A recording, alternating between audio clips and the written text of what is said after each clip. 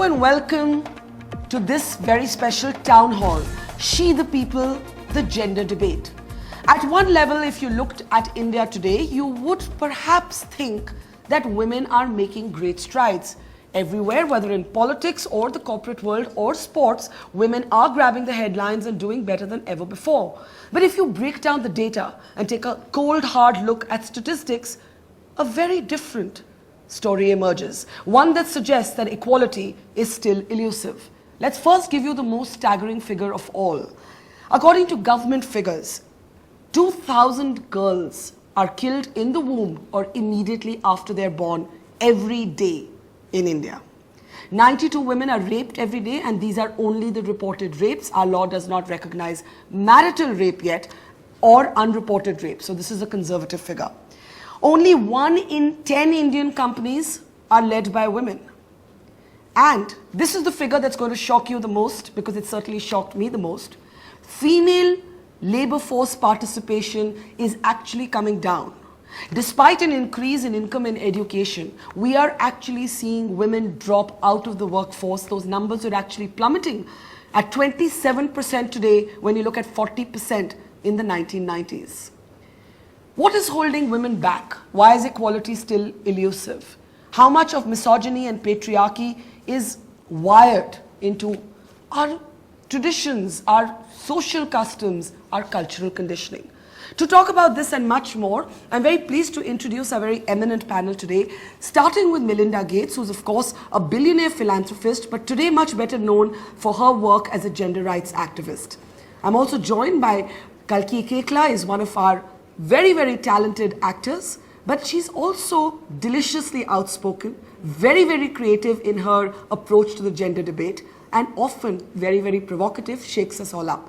And of course, Suneeta Dhar, pioneer in gender rights activism, a co-founder of Jagori, one of our best known activist groups, grassroots activist groups. Melinda, I want to start by asking you to talk a little bit about what's been your big focus recently.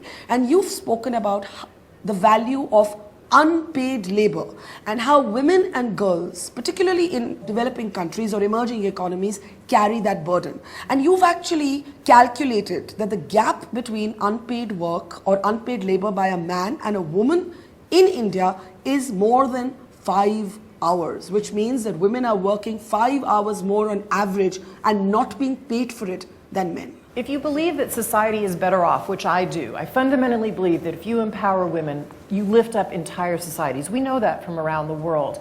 And yet sometimes we don't talk about these root inequities that are really hidden under the surface, and we don't think about them. So one of the reasons I've written about this is because there's nowhere in the world that the unpaid labor that happens at home is equal. But some countries have gotten very close to it, like the Scandinavian, the Nordic countries. But India has one of the biggest gaps in the world. For every 6 hours of unpaid labor at home that a woman does, a man only does 1 hour. And what that does is it means that we've built our backs of our economies around the world on this unpaid labor, but it robs the woman of her potential. It means that she can't use that time productively in other ways. Now, some of the work she does at home is things she wants to do, probably take care of the children or the elderly, but all of the chores and the meals and the cleaning the dishes, why do we just assume a woman will do that? I think that's not right, and I think we need to bring that out in the open. We have to look at solutions, what have other countries done, and bring that down so that women can reach their full potential in life. And how do we bring that down? Because, you know, I believe we talk so much about equality for women at work. One of the reasons that equality for women at work doesn't happen is because there's no equality for women at home. That's right. And so economists talk about what the solutions are. They talk about them as the 3 R's. To first recognize there's a problem, then to reduce it, and then to make sure that you have the right policy levers to make those changes. We don't even measure in GDP today. We don't even take the recognized part and say, let's actually put a value on that work. It has huge value. And then the last piece, the R, is to redistribute. So recognize, reduce, redistribute. And the redistribute piece happens in 2 ways. One is with policy change, good family leave policies, so a woman, when she does have a job, she or her husband, which I don't even think is talked about as much in India as in other places in the world, can take time off. But then in the home, if you recognize the problem, you actually can work to redistribute the workload. So the woman doesn't go out in the workforce and then come home and still have all of this work, this what we call second shift that happens at home. But you've got to really do all three of those if you want to make change for women.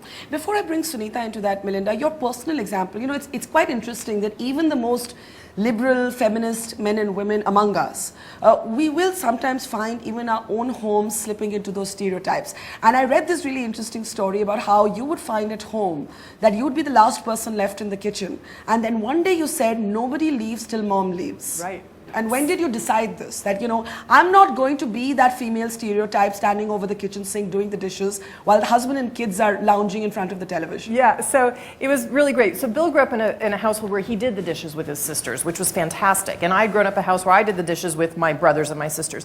So we were both doing dishes after dinner, as were the kids. But yeah, I realized I was the last one in the kitchen. I was doing all those last final things, kids' lunches, you know, whatever, you know, picking things up. And finally, I was so frustrated one night. I'm like, why does he get to go up to his computer and the kids go to the TV or whatever they want? So finally, I thought, I'll establish this rule. No one leaves the kitchen until mom leaves the kitchen. And you know what happened? Everybody figured out really quickly what the other tasks were, and we all got it done much more quickly before we went upstairs. But you have to recognize in your own home where even we were having the basic hidden inequity that for whatever reason mom stays down and does that stuff, right? And you've just got to address it, bring it forward, and then decide you're going to change it. Suneeta, the numbers of women vanishing from India's workforce, dropping out, it's staggering, you know, at 27%.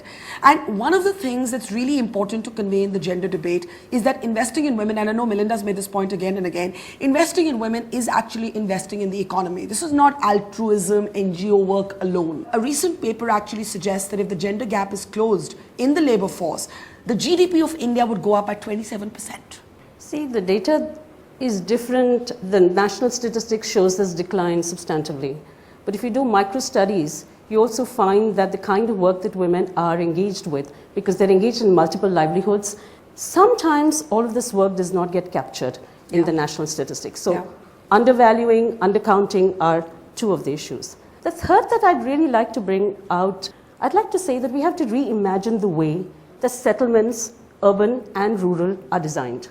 And I'm saying this because the workforce participation rate in urban areas is higher than in rural areas. Now, what does this indicate?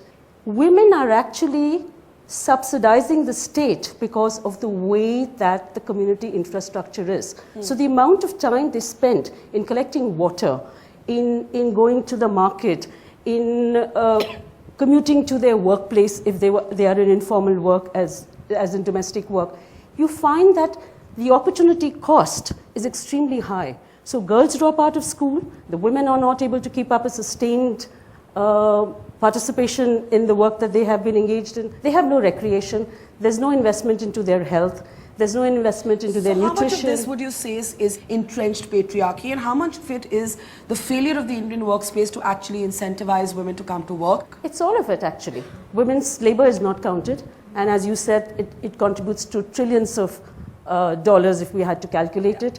The other thing, it's not valued. Women in domestic work, they don't even have a law that protects them, their social security, their wages. We also don't realize that patriarchy informs all of this. Policies are informed with a patriarchal lens. We have no investments in industry, in private sector and other settings, even in the government. Do we have institutionalized care in the offices? Are there creches? Are there any kinds of support for women workers? But, so we haven't really put into any of this into place. Here's where I would come in, Melinda, and argue that if workplaces have creches, the creches should not just be for your female workers, but for your male workers too, because then otherwise we are again falling into the stereotype of women being the caregivers. We should have paternity leave that is almost, I would argue, as long as maternity leave, though I know most people would disagree with me. You at the Gates Foundation have spoken about a no ceilings campaign. When you break down the data in India, only 1 in 10 Indian companies are led by women. We're now talking here about quotas in parliament, quotas in boardrooms. Are you comfortable with the notion of quotas or affirmative action that involves actually reserving off a block of seats? I think you have to have women at all levels of society in all jobs until women can look up and say there are 3 different types of role models sitting on boards and in government and tops of corporations and the middle management. Until we get there, you're not far enough.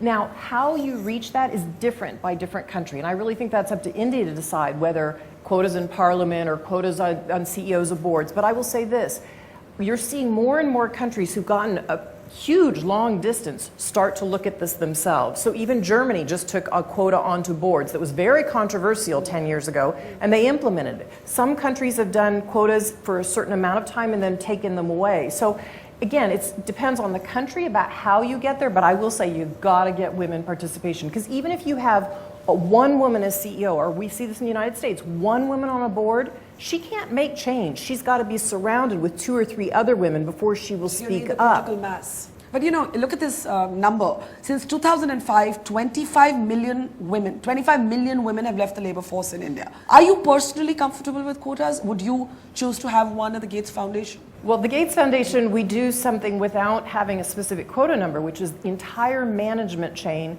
gets data about how our representation at every single level. So I can look across every level and see how are we doing with female and minority participation. And then we do certain things, like when a job opening is posted for a top female scientist, right? Female scientists are hard to find. If we get all male resumes, we keep the interview loop open until we get good female resumes. We won't close the interview loop. But we're also trying to do things that support families. We just put in place one of the most I would say generous family leave policies in the United States. A woman or a man can take a year off for family leave at the birth of a child if they need to. And we're seeing it happen. And what's trickling down inside of the organization is that we're training up then. All of a sudden, a woman goes out or a male goes out. And both can get equal. Both can get equal. Family leave? They can get family leave. It's gender Fantastic. neutral. Because it's right that a man also takes that time, because we know if he takes it, he participates more in the rearing of the children, and the children are healthier. There's good data around that these days. That is fantastic to hear, especially since in the United States you don't actually have guaranteed maternity leave by law, right. which is quite interesting in itself. Kalki, I have a poem written by you in front of me, and its lines are very, very powerful. And you say in one part of this, I'm 20, I'm 30, I'm 40, I'm 50, I'm single, I'm married, I'm divorced, and half the country. I'm a mother, daughter, wife, and prostitute. I'm a stereotype, a trophy, and a prisoner of patriarchy. How patriarchal is the film industry? As patriarchal as the society you live in. I think when we talk about Bollywood, it's and the fact that women are not paid as much as men, are not cast in the same way.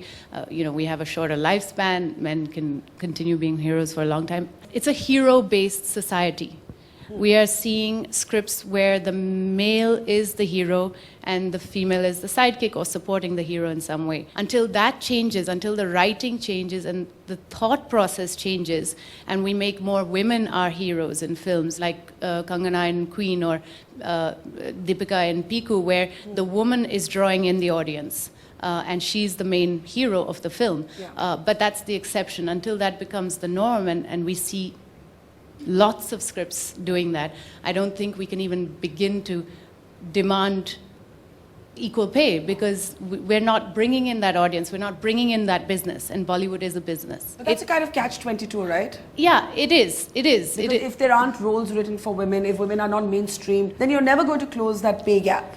Yeah, which is where it's really important that we push for those kinds of scripts. But at the same time, it requires people in power, like a Deepika or me or someone, to choose that, because it's easy to not choose that. It's easy to go ahead and do 10 commercials films and not find that one script which empowers you and empowers others and inspires others, because they're seeing a woman being a hero in a film. But isn't it a discriminatory environment in which, when male actors turn 50, it's celebrated, and it's sort of the rule of the Khans, as it were. I mean, there are no roles, mainline roles, in the same way for women over 50. Yes, I do agree with you. I agree with you. It's definitely ageist in that sense.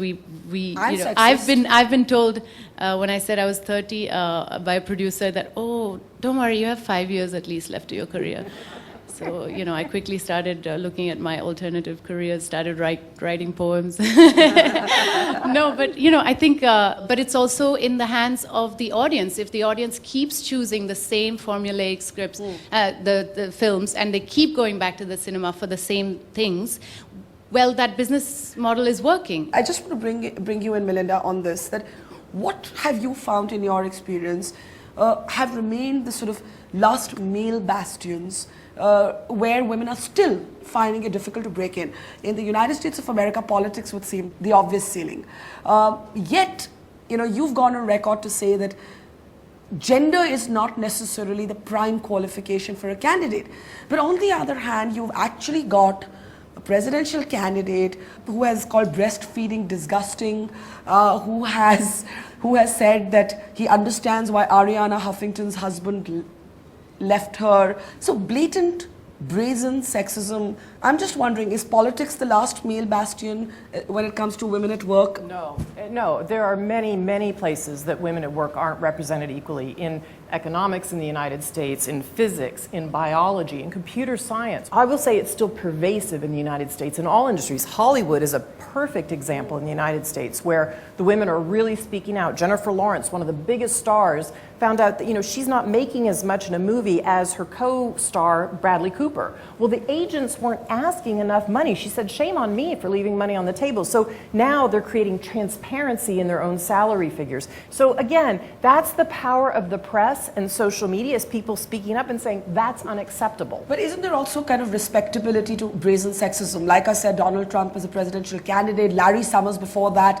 So what do you do in your position with your profile? Would you take on a Trump openly? Would you take on a Larry Summers openly? And I don't mean who you're voting for. I'm just saying, would you go on record to say Donald Trump is sexist along with being racist and anti-Muslim and many other things that he is?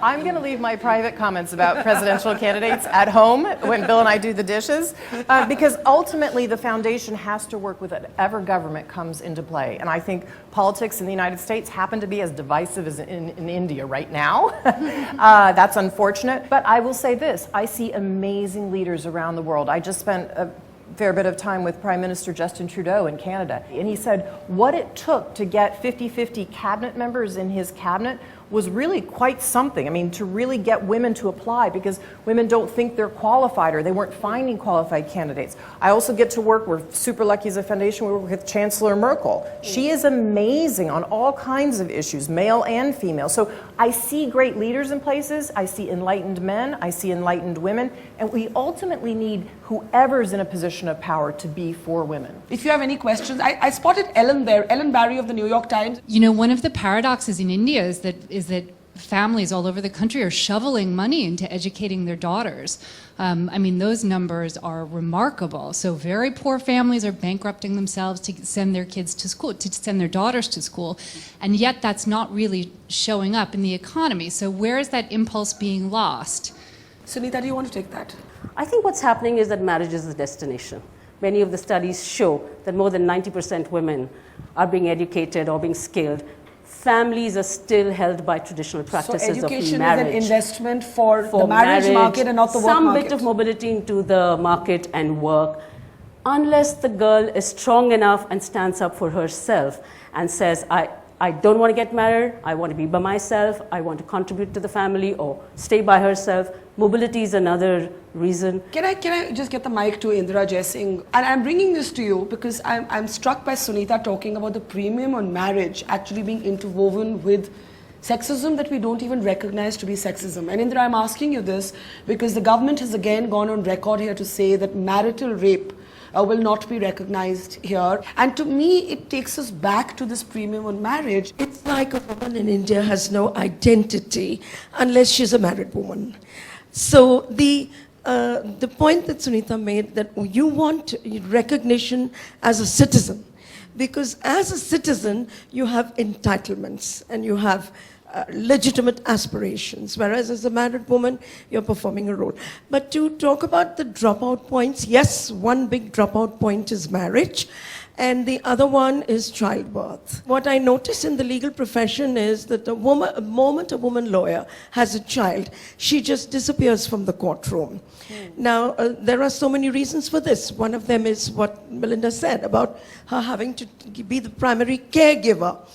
You'll be surprised the Supreme Court of India doesn't have a meaningful creche. And when a demand was made for a creche, they said, let the women pay for it, which I thought was scandalous. Wow. I think the issue is that we don't recognize marriage as a civil union. Marriage is, quote unquote, a sacrament.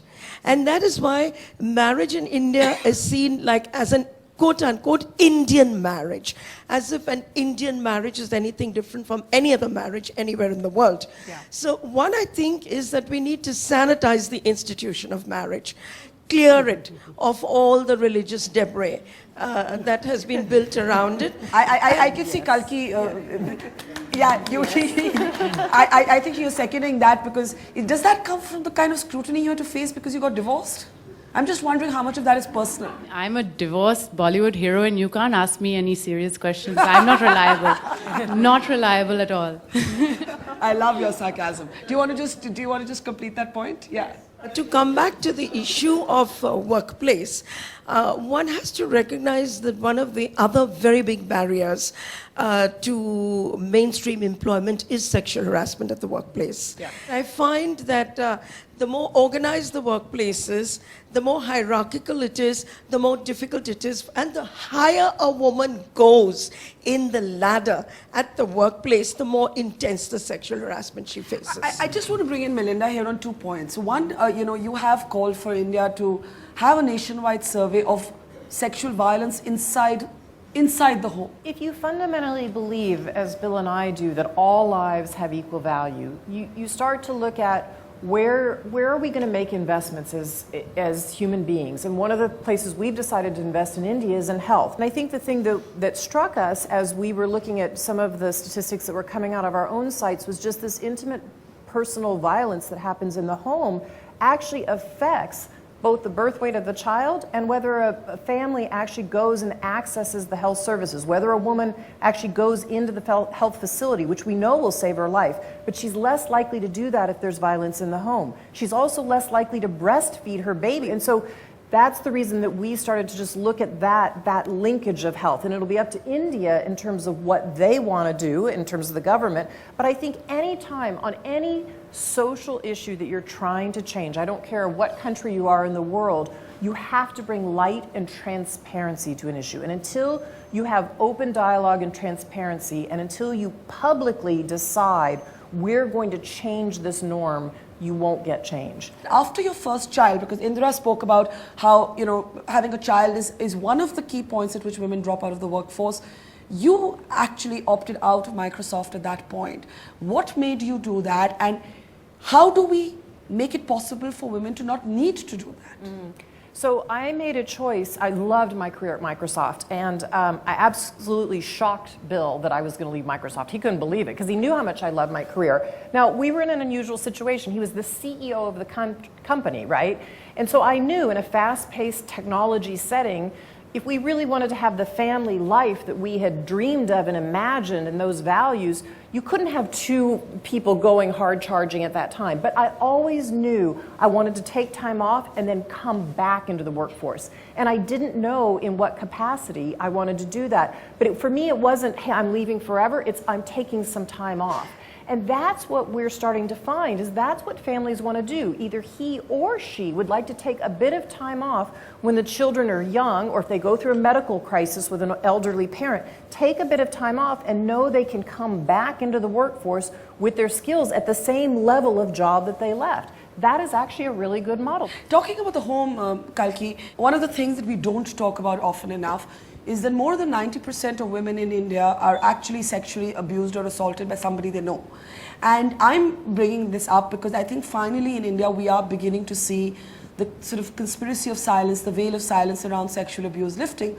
And I'm asking you this because you have written about how you were sexually abused as a child, and you said, I didn't do this because I want your sympathy. I did it precisely because I don't want the silence around this. What made you come out with your own story of abuse, of child sexual abuse? I didn't think about it actually. When I Rahul Bose was working on child sexual abuse, and he called me up and said, I'm doing a press conference, and it's an issue I know you're interested in. And I said, yeah, absolutely. And I went, and we were talking about the number of women who are who go through CSA, and boys actually, and then we were saying how so many people don't talk about it, and I just in a passing statement I said, I myself have gone through CSA, and I know pretty much every single girlfriend of mine that I know has gone through it in some degree or the other. And then the next day it was headlines.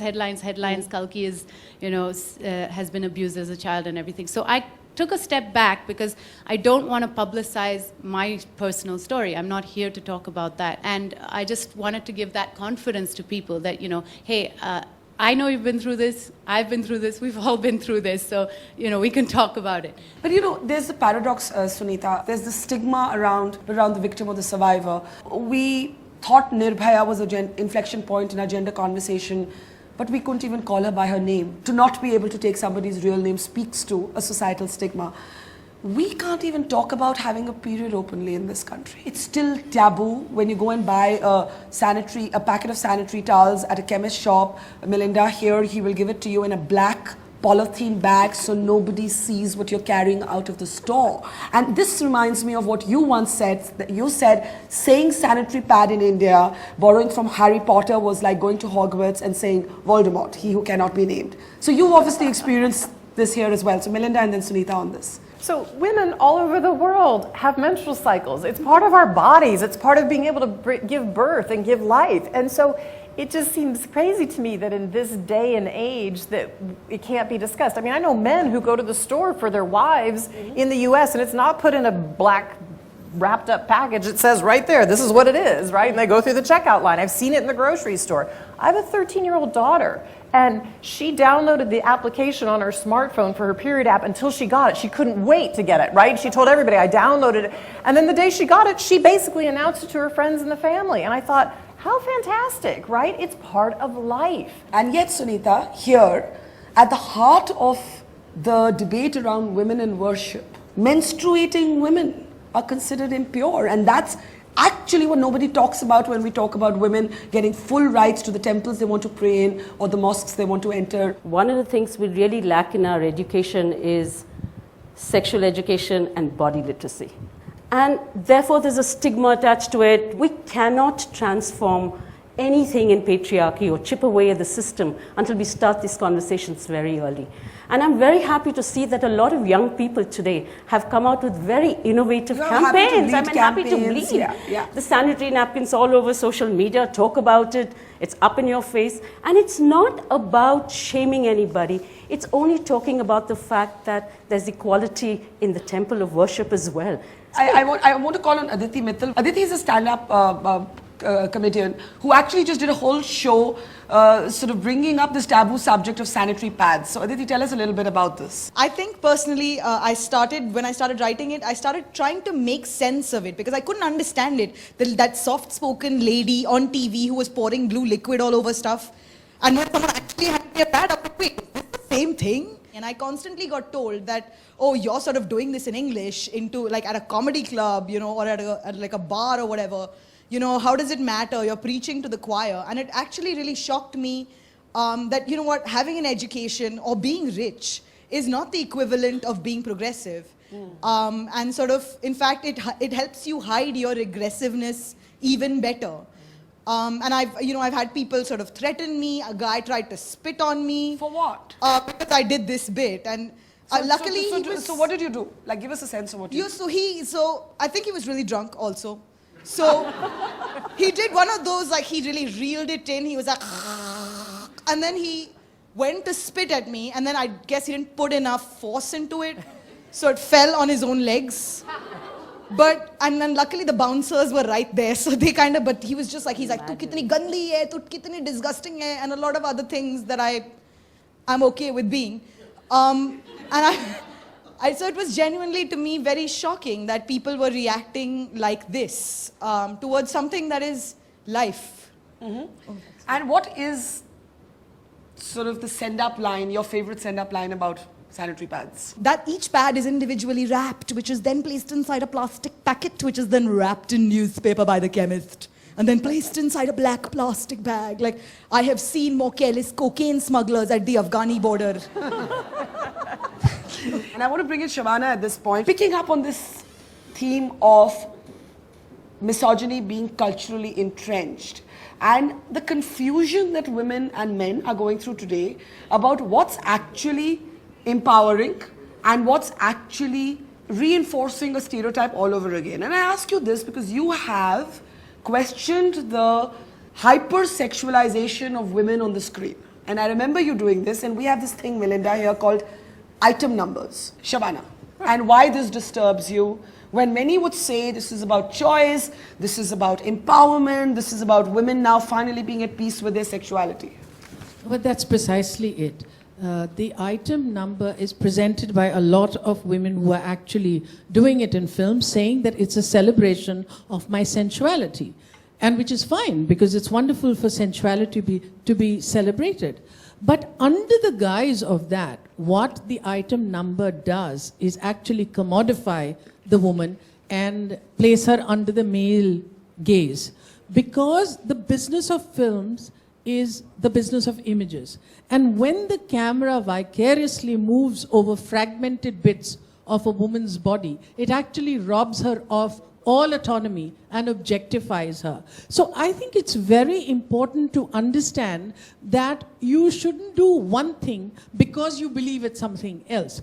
Also, my trouble with item numbers is that when you use a song like I'm a tandoori murgh and you can swallow me up with alcohol, you are really objectifying yourself, and then it leads to the sexualization of children. Yeah. Because there are 6-year-olds then who are performing at weddings to that, and people think it's fine. So my point is that it's very easy to turn fingers at the film industry, but you know, about 10 people were involved in that item number. Why is all of India appreciating it and dancing to its tune? So I think the responsibility lies both ways. Kalki, do you want to weigh in on that? It's a very confusing question, you know. I always say we need more male item numbers.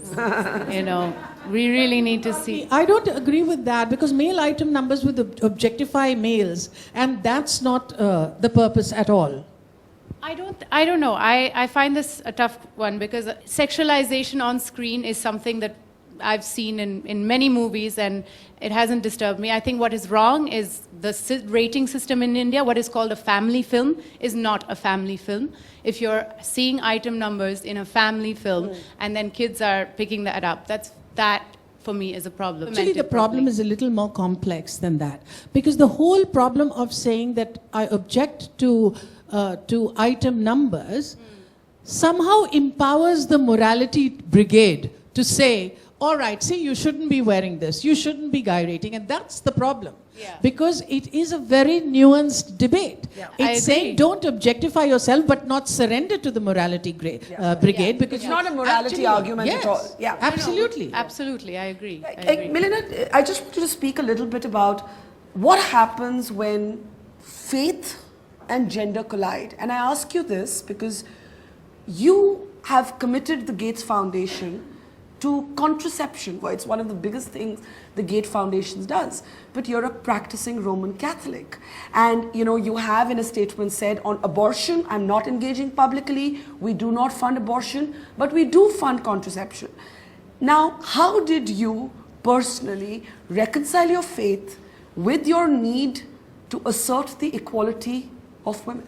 It took me some time, quite to be frank, and because I grew up in a Catholic family. I am a practicing Catholic. I had amazing, very liberal Catholic nuns growing up when I was in high school who sent us out into the community and said, service matters. And they sent us out into government, they sent us into education, they sent us into hospitals. So that was my ethos. But then as I would be traveling the world over and I would meet women in villages, I take time on pretty much every trip to sit and talk with women and men, but really a lot of women. They just kept saying to me over and over and over again, why can't I get contraceptives? In Africa, it's this injection that they get.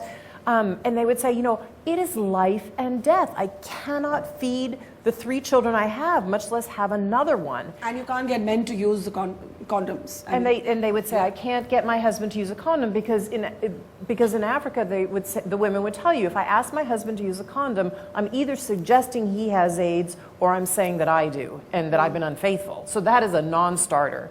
And so as I would hear this, and then I would come back and read the global statistics, you know, 200 million women were asking us for contraceptives. And because of this controversy, this religious controversy, some political controversy, we weren't delivering it. And so as I really wrestled with that in my Catholic faith, I said, if I believe in lifting up and all lives have equal value, how can I let children die because I won't allow women to have contraceptives? And yet I use them and I counsel my daughters and my son to use them. And so I had to go to what are my personal values and how does that fit into my faith? And I decided to come forward and say, this is right for women. And in fact, in my own country, over 93% of married Catholic women use contraceptives. So they've decided it's right for them. But the Pope, even this liberal Pope, will not endorse that, right? Although it's very interesting, he's just said for the Zika virus that's going around in these Latin American countries that in fact, contraceptives ought to be allowed. So again, it's an institution that I think needs to be their own, you know, needs to look at the inside and say, what is it that we value? You know, religious institutions are sometimes the last to change, and I felt like I needed to speak out because I knew it was the right thing. Interesting. Okay, I'm going to take a last round of questions now. You've endorsed this view that poverty is sexist. The neglect on health and education, do you see that as a sexist problem?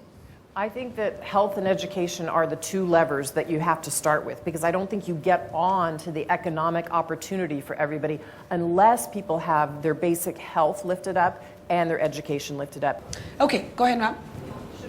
From Breakthrough. This is actually really appreciating the bravery of both Barkha and Kalki to speak about their abuse as children. But I think the discourse really needs to shift from women and girls and boys actually speaking up about it to us actually as adults identifying children who may be experiencing abuse. We work in schools in Haryana, and when kids start speaking up, there's no support system to actually handle it. So in a way, are we a scared country to step in and start identifying violence? Melinda, how did you have those conversations with your kids? I'm sure every parent's had to have them at some point. Absolutely, and I think it starts in the home. I think it starts with the pediatrician, and it starts with the school. And the pediatrician and the parent have that conversation with the child when they're very, very young and describe to them, I mean, even before you want your children to know what it is, it feels like at an extremely young age, you want to describe it to them so that they ever experience it or see it happening with another child, it gets reported very, very quickly. And then the schools also educate the kids, and they immediately, if anybody sees it, they immediately act because the child has to be surrounded and supported. It's such a horrific thing that happens to them, and the family has to know that something's going to happen. Action is going to be taken. Otherwise, why report it, right? And so it's just so hard to do otherwise. So I think you have to get all of those systems in place and get them right.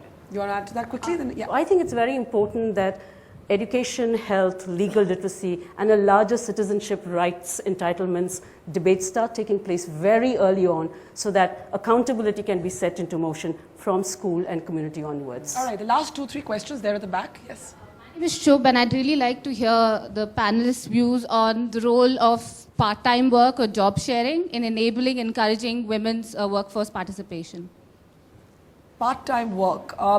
Let me sort of be the politically incorrect person just for the heck of it and say, organizations may turn around and say, Melinda, that if we're going to have flexi hours for women, we have to have the same deal for men.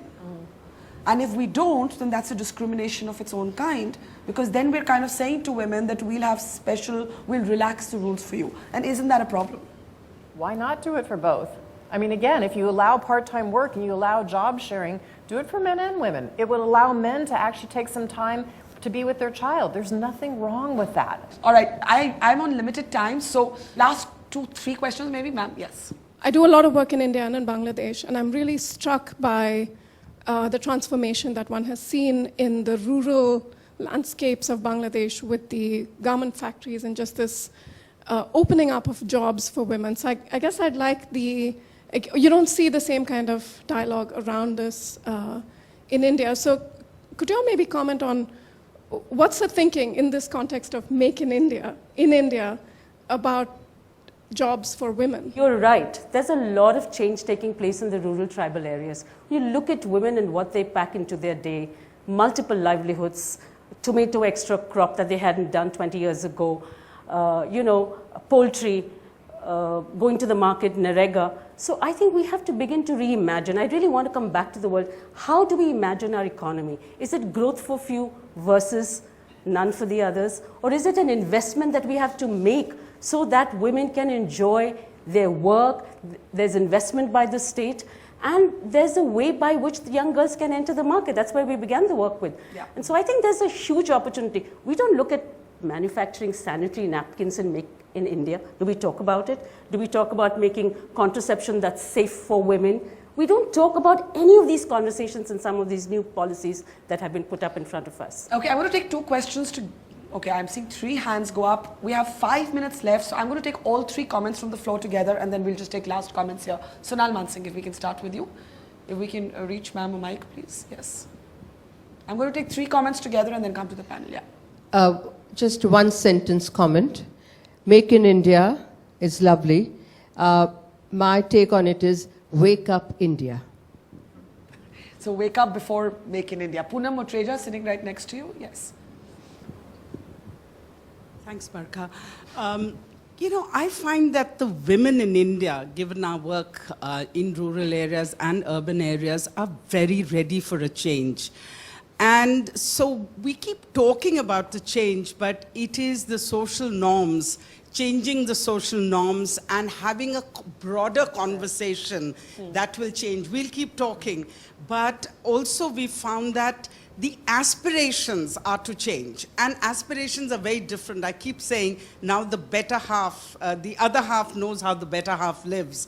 So if there are not just opportunities, but if there are opportunities for action, the women do function very differently. For instance, the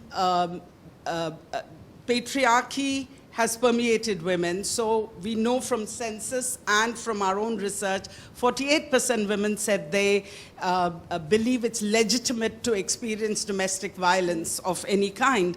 But after just 52 episodes of a program on television, 20% less women said that. So we really have to go out there and at this point of time talk about actions and social It's about norms. changing the conversation to begin with. Last comment from the floor. So my name is Vanita, and my question is, how do we break the jinx of gender stereotyping of jobs to make more jobs available for women? For example, you have nursing, which is care and nurture, largely done by women, teaching, domestic workers.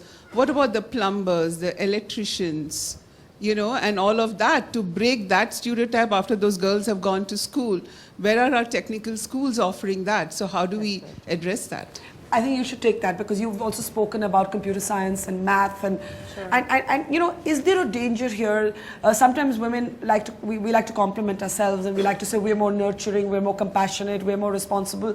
Isn't that a trap? Isn't this whole superwoman thing a trap? Because the moment we compliment ourselves based on gender, somebody is going to turn around and caricature us based on gender as well.